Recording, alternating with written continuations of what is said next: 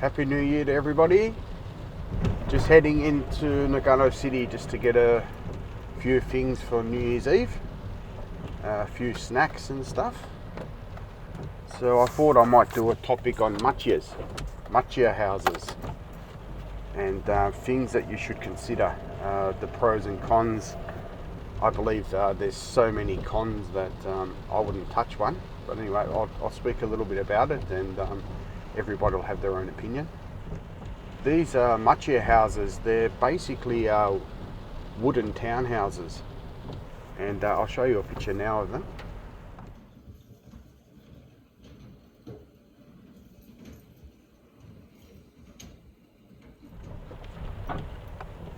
So they became really popular in the late 80s, early 90s, and they've still maintained their popularity now.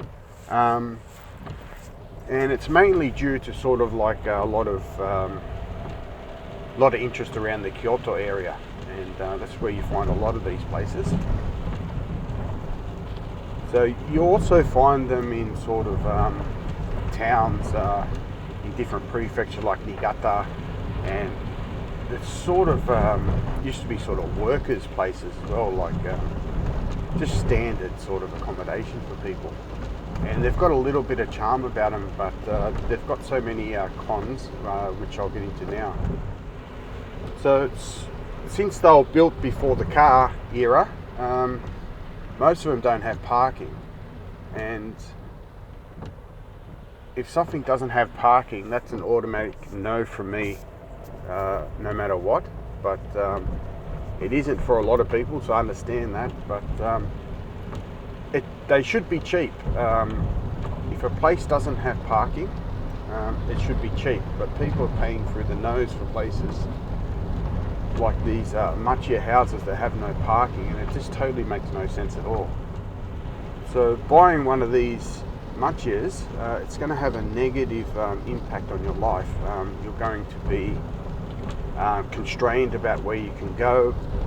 You're going to be a slave to the bus timetable. You're going to be a slave to the train timetable. The whole idea of not having a car sort of, at least for me, goes against everything about being an adult. So if you were to buy these places, I mean, you're back to being a 10-year-old kid, sort of relying on everyone else to get you around. So you'll see everywhere people that buy these places, and they show themselves as quite happy. You know, they're riding their bike and everything's nearby, and the coffee shop's just down the road, and it all seems sweet and dandy. But you don't see these videos of them walking back from 7-Eleven drenched in rain. Just have a look at the rain now that is around. These people that buy the Machiyas, they'll be on their buses and trains and dragging their shopping with them, and putting up with smelly people on the bus and train. This is not what they show you, but of course this is the reality of the situation. So people sort of talk up this sort of Machiya sort of lifestyle, and about the convenience of it all, and I see it as totally the opposite. It's like if there was a block of apartments being sold, the 1-bedroom, 2-bedroom apartments that don't have any parking, the real estate agent would tell the potential buyer, oh, everything's so convenient, you don't need a car, it's such a great location, and really sell you on this. And people buy them and they actually believe all this sort of stuff, and then down the track they almost always end up moving out, either renting the apartment they bought and buying something bigger with parking. It's 90% of the cases, nobody goes their whole life without a parking spot. So they don't tell the people that buy on the penthouse suite and the floors above that they don't need their 3 and 4 bay car parking, do they? They sell that as a plus. Oh, your penthouse comes with 4 and 5 car parks. So it's one thing told to another, and another thing told to another, isn't it? It's just all propaganda, really, isn't it? So another thing I don't like about these Machiya houses, and it might sound a bit rude or something, but the people who tend to buy them, I call them Machiya metrosexuals, and these are these sort of, I don't know, semi-affluent people that sort of haven't lived in the real world, and they're a different type of foreigner. They have money, and they have a lot of time on their hands, and they like to sort of create little bubbles of foreigners, and you can get lost if you buy in these sort of areas with these sort of people. You basically will be living like an Austin lifestyle in Japan, and you're just missing out on the best that Japan has to offer. When you're surrounding yourself with too many like-minded people who buy these Machiyas, and they like going to Starbucks and all this sort of stuff. You know, they might as well be in a different country. These Machiyas, a lot of them are in tourist areas, so there's not really even a local community where you're buying it. It's like you're buying like a holiday house in the middle of a tourist area, and it's just a total fake lifestyle. So the community of people you're around, I don't think is as good. Might sound rude, that's just how I think. So I look at, if you come to Japan and you're sort of hanging around foreigners a lot and getting into these sort of bubbles and these sort of communities, it's going to be quite nice for a while, especially if you don't speak Japanese at all. It's going to feel a bit like home, totally natural sort of feeling.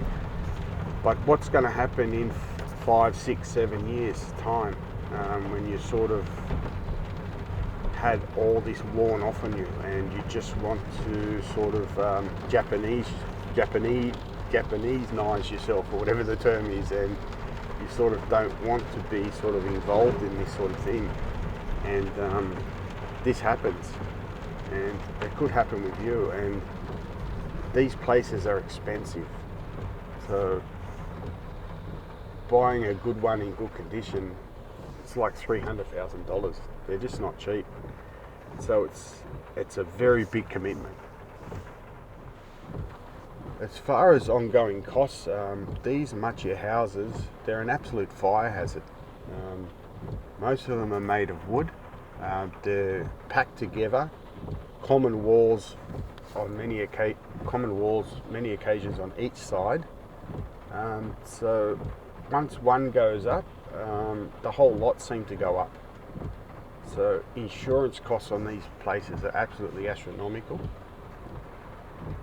So this is why the sort of trust fund sort of affluent young people buy them, because money's not an issue. But for sort of like a normal sort of income earner, it just doesn't make any sense at all.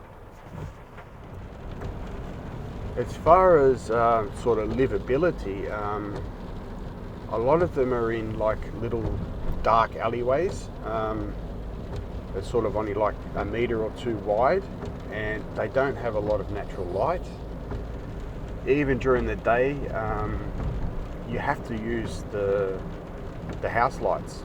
So the only sort of light you get might be from 1 or 2 rooms possibly, but they're dark and dingy.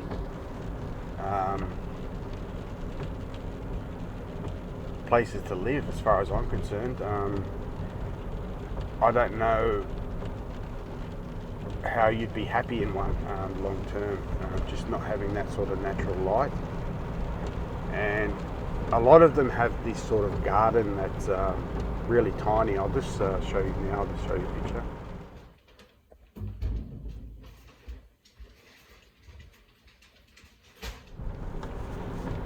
So that's one of the really better ones, little gardens, but that's your only sort of connection to nature around these places. Because most of them are sort of inner city, sort of CBD, things like that. And, you know, looking at one tree and a rock looks nice, maybe for a week.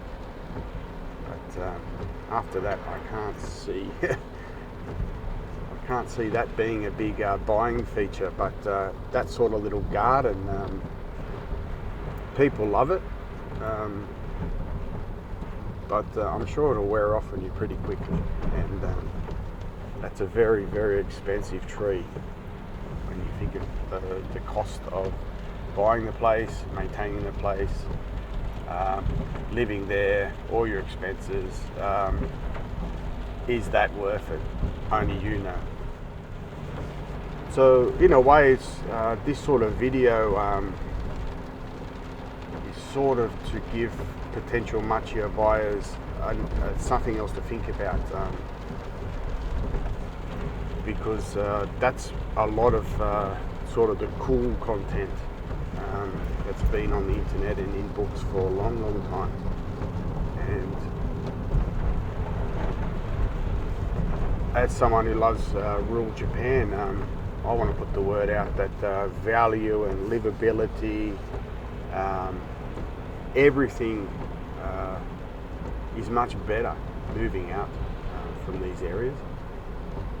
And these Machiyas were made popular by sort of the first wave of sort of the boomer generation, the affluent boomer generation that started holidaying in Japan. They were the first to sort of kick this boom off, and they were affluent as well.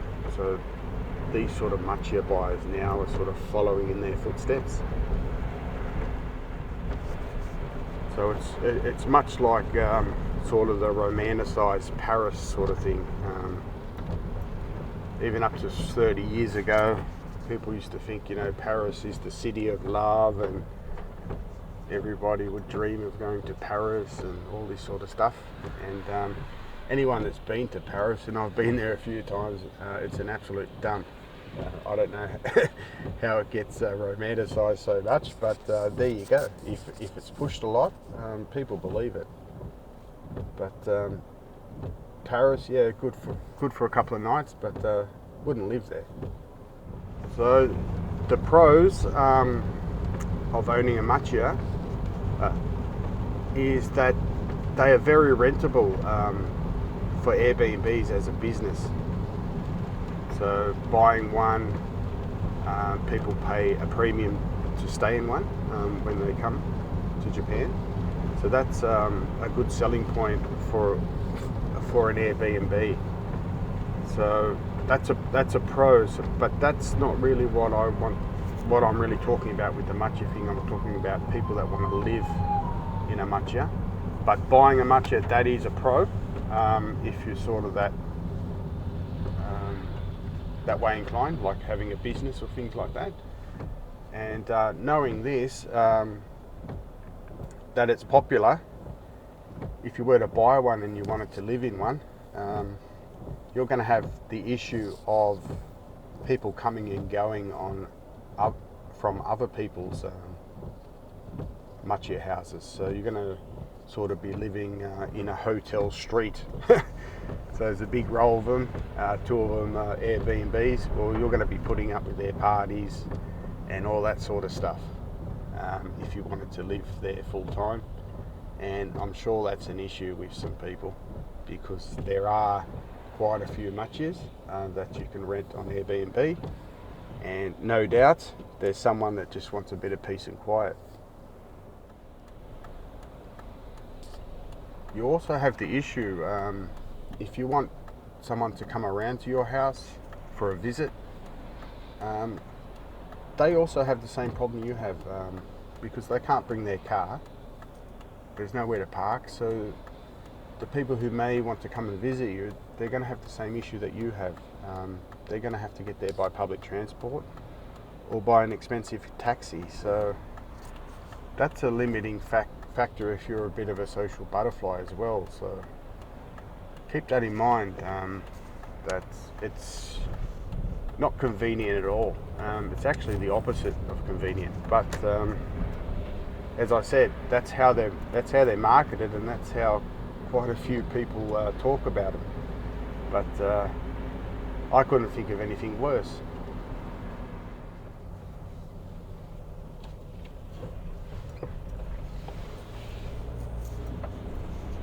So anyway, no doubt you probably know that I pretty much would never consider buying a Machiya house, but they're nice. They're a part of Japanese culture, but I really don't know the type of person who it would suit for their lifestyle. I really can't think of anybody, except maybe an old retired woman that can no longer drive. But I don't think it suits the people that buy them, who are mainly like people in their 20s, 30s, and 40s that are still active and things like that. I just can't see how that is a benefit to them.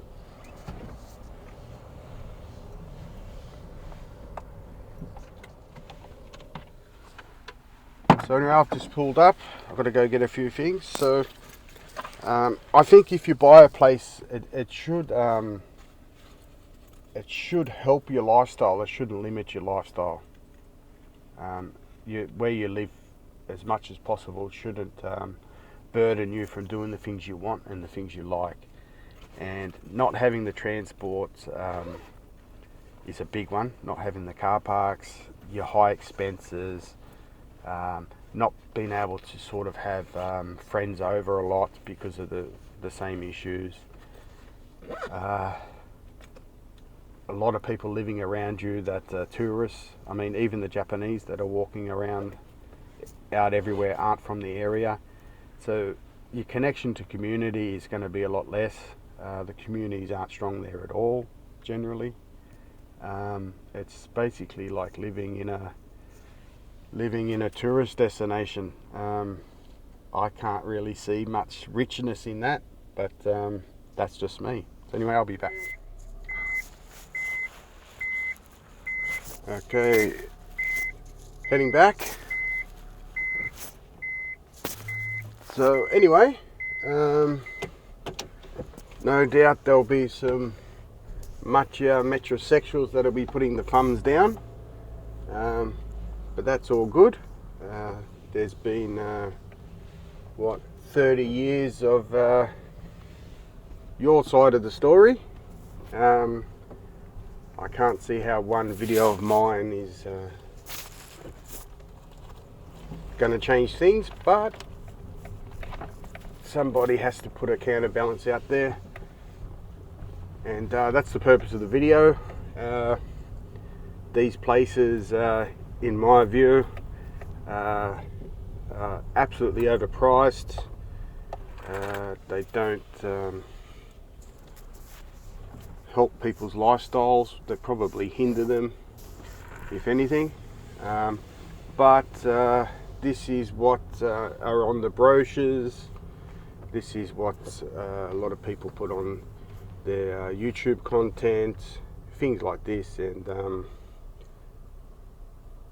I just want people, before they buy them, to sort of have a counterbalance in their mind. So whoever watches this video, at least they have some negative things to think about before rushing in.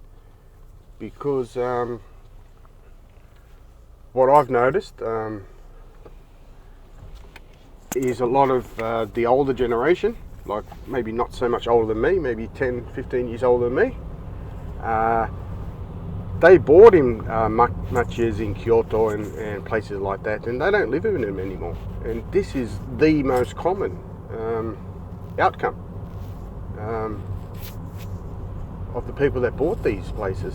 They don't live in them, and there's a reason. it sort of doesn't suit their lifestyle. And for the reasons I mentioned, I'd say this is the reason. So for anyone who still wishes to be a budding matcha metrosexual, good luck on your search. Still watch my how not to buy a Kia videos. I'm sure there'll be something there that may help you. And in the case of your search, make sure that there's a shop nearby that sells tight women's jeans, because you can't be a Machiya metrosexual unless you've kitted out right. Sorry guys, couldn't help myself. Anyway, I hope everyone has a good new year, and I'll see you in 2024, and as always, hope you like the video.